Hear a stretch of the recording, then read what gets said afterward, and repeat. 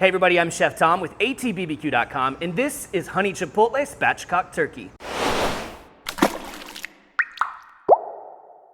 If you're looking to get away from the traditional flavors of your Thanksgiving turkey this year, this Honey Chipotle Spatchcocked Turkey might be exactly what you're looking for. It's got a great balance of saltiness, sweetness, and kind of an earthy smokiness to it as it is cooked on the grill, and we've got chipotles involved. We're gonna pack a ton of flavor into this bird, starting with an ancho and chipotle brine. Then we're gonna inject the breast with a chipotle honey butter. And we're cooking this bird spatchcock style, which is my favorite way to cook turkeys. So let's get right into breaking down the bird. We're starting with about a 14-pound bird. The first thing you can do is take this little thing out of here and get rid of it. You're not gonna need that. Now this bird has had a little injection done to it. They do tend to pump a little brine or something into the breast, but ideally you want as minimally processed as possible. So when it package says X% brine or liquid added, the lower the number, the better. Now to prepare this thing spatchcock style, that means we're taking out the backbone, which is really easy to do with a nice pair of shears. You're just gonna come right along one side of the backbone and start snipping your way up to the top.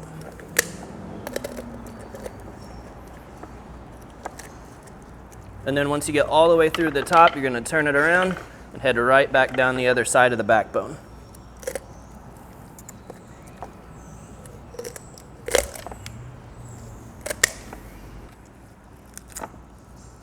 I'll do my best to pop that joint, try to just cut right through that joint so I'm not just muscling it all the way down.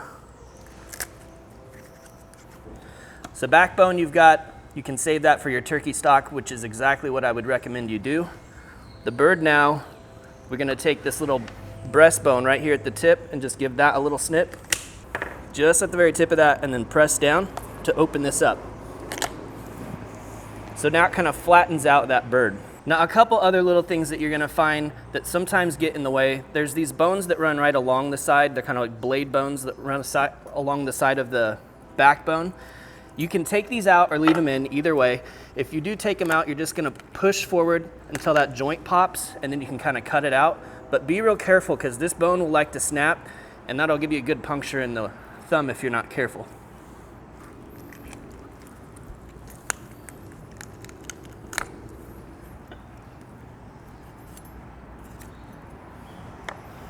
Now the other one I didn't hardly cut into, so it's right on the edge there.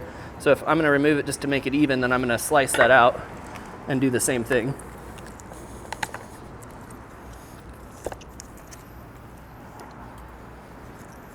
So another thing I like to do to really clean this up is I'm gonna follow the edge of the breast right up through these rib bones and then take off this flap. It's not really skin, it's not really muscle, it's just sort of a flap that's there. And on this side where I popped the joint and cut through, it's really clean. You'll find it's probably a little different as we've got a little bit of backbone on the other side. And I left that so I can show you guys how to remove that if you haven't cut straight through that joint. So again, we're just gonna follow that line up alongside the breast, cut through those last few ribs there, and then get rid of that flap. Now in this case, that flap is now attached to a part of this backbone. So what I'm gonna do is I'm gonna find the bottom of that bone with my thumb, then I'm gonna take my knife and slide it right through, and then right out the end. Turn it around, and then you're gonna go find that joint, pop it, cut right through it. Okay, so now this is super clean, but all these legs are holding on with is the skin that's on top. So just keep that in mind when you're moving it around. Now typically what I'll do next is I'll flip this over and pull this skin up. This is going to allow me to access all of this meat that we want to get seasoning on later. We're not going to remove the skin entirely. I'm just going to pull it back to expose all of that meat. And now your bird is essentially spatchcocked and ready to go. So now you've got options. If you're gonna choose to brine this is the time to do it. And I do like to spatchcock before I brine, so I don't have to worry about it after. And that's exactly what we're going to do today. Now, if you don't wanna brine it, you don't have to brine it. You can just inject it, or you can just cook it. It's just a matter of how much you wanna help the flavor and the moisture along. Now we're gonna be using this Sweetwater brisket bath. This is a brine concentrate, the ancho and chipotle flavor. It's actually apple juice base, but it's got a bunch of other really cool stuff in it, like tamarind, of course the anchos and the chipotles, onion, garlic, all that kind of good stuff. So what you do is pour 1 bottle in, then I'm gonna get a little bit of water in here, and we're gonna shake all that goodness out, and we're gonna do 5 parts water to 1 part of the concentrate. And I'm gonna use 2 of these bottles today.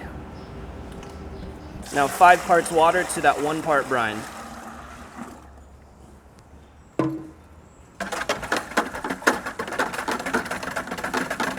So now we dip the bird in,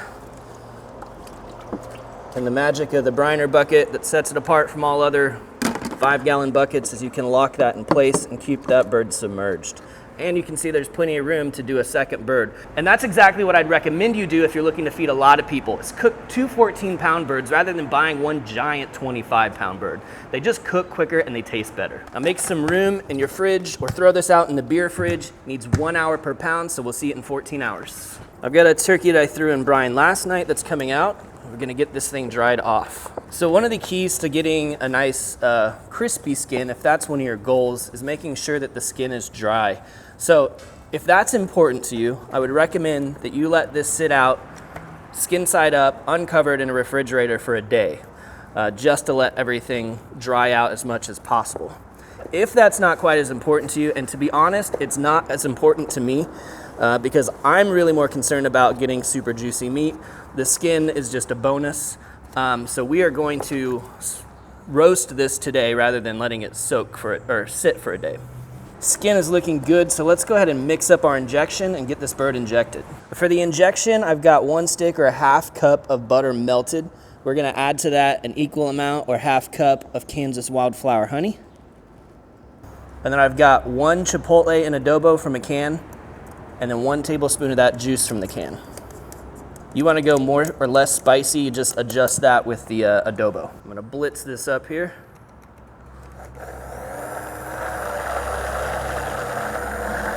Kind of emulsify that honey and butter and break down the chipotle. There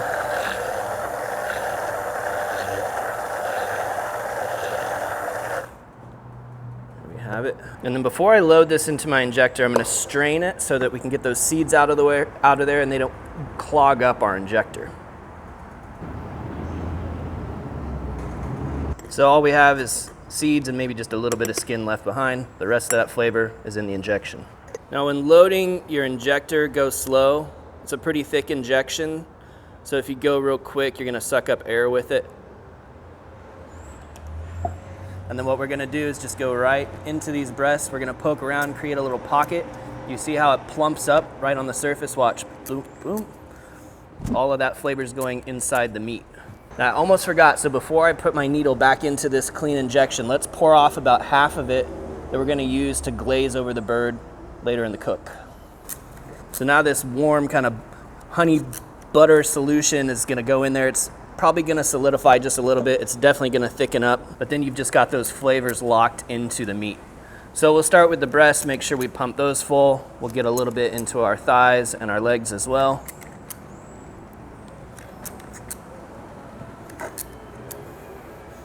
Even go into the wings a little bit. I'm basically just going to distribute this throughout the entire bird until you run out of injection. Next, we're gonna get this bird seasoned up. And the way we're gonna do that, again, just like we did with the breast, we're gonna pull that skin back on the thighs so that we get access to all of that meat. And then we're gonna shake on some of our Cattleman's Grill Roadhouse. Now this is actually, I designed it as a beef seasoning, but it's got these great Southwest flavors to it. You know, it's typical salt, pepper, that kind of thing, but then you get into your cumin, there's some bay leaf in here, there's some really unique flavors that work super well with this flavor profile. Get a good coating of that. None of this really needs to be seasoned because none of this is actually going to be consumed. So we're just going to swap this over, expose that breast meat once again. You can see the butter kind of on the surface where it's leaked out just a little bit.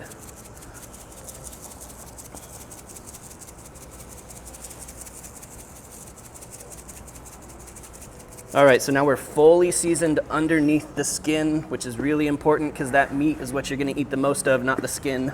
But of course we want the skin to look pretty and taste good too. So we're gonna take the rest of what I couldn't get into that injector and just drizzle it on the skin here. That should create some nice caramelization throughout the cook. And then we're gonna hit it with the Roadhouse.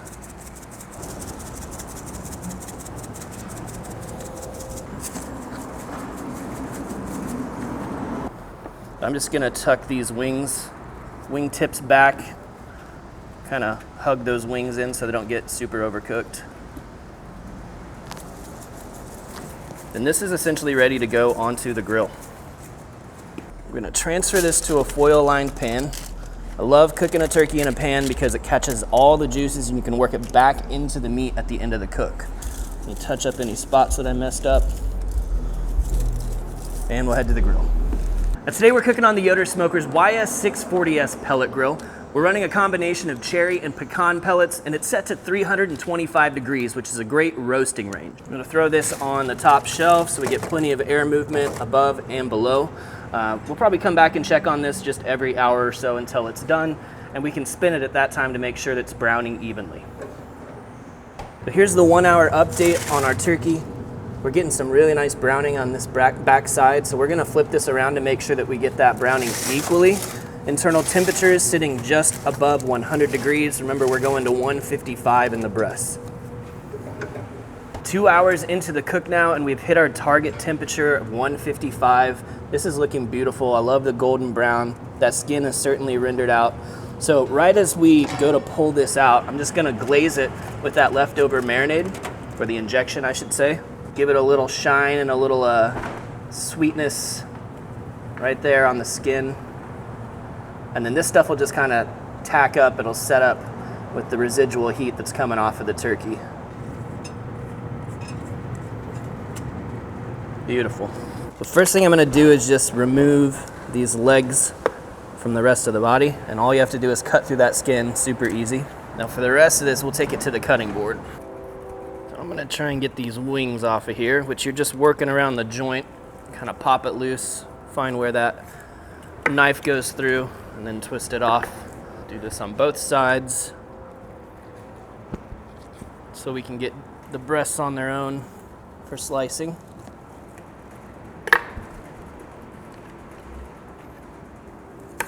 So if you prefer to carve your slices off of the entire thing with the bones and all, you can do that. And with everything else removed, it's a little bit easier to get to it, but still it's not quite as easy as just removing the entire breast. So I'll show you how to do that next. So that's one option. The other option is come in here and find that breastbone, put your knife right down the side of it, and just remove that entire thing. You can take the ribs and stuff off of the back. And now you can slice this much easier. Slice those as thick or as thin as you like. Just pick up a piece of that. Now look at that. Butter injected right into the center, and it is super juicy. Look at it just glistening. Let's get a taste. Oh man. 155 internal. Remember that. The carryover is going to take it up into the 160s. But you take this any further, you are not going to see that kind of juiciness in it. This is full of juice and flavor. I'm tasting the honey butter. I'm getting the smoky chipotle, a nice pepperiness from that seasoning on the outside. Super juicy, and we haven't even got to the dark meat yet. We can divide the thigh from the leg by just making a cut right in that divot, pop that joint open, and then if you want to serve whole thighs, you're a generous person, I'll say that. If not, what you're gonna do is you're gonna get in here and just start shredding that, pulling that dark meat. Now this is gonna be at a much higher internal temperature because it was cooking closer to the pan. So this is probably gonna be 175, 180. Don't even sweat it. That's a great temperature for your dark meat. It gets velvety once it gets up into those temperature ranges. But we can't forget about those pan juices and the butter that's left over. That stuff right there is gold. Man, this is just the right balance for me of sweet and savory. The smokiness shows up even though we're cooking at roasting temperatures because of the chipotle's involvement. This is a really great alternative. If you're tired of the traditional Thanksgiving turkey, give this one a shot. Well, thank you guys so much for watching. Be sure to check out atbbq.com for all the products featured in today's video. If you enjoy the recipe, hit that subscribe button. And if you have any questions or comments, or there's anything you want to see me cook, let me know in the comment section down below, and let's be good to one another. For more recipes, tips, and techniques, head over to atbbq.com/thesauce. All things barbecue, where barbecue legends are made.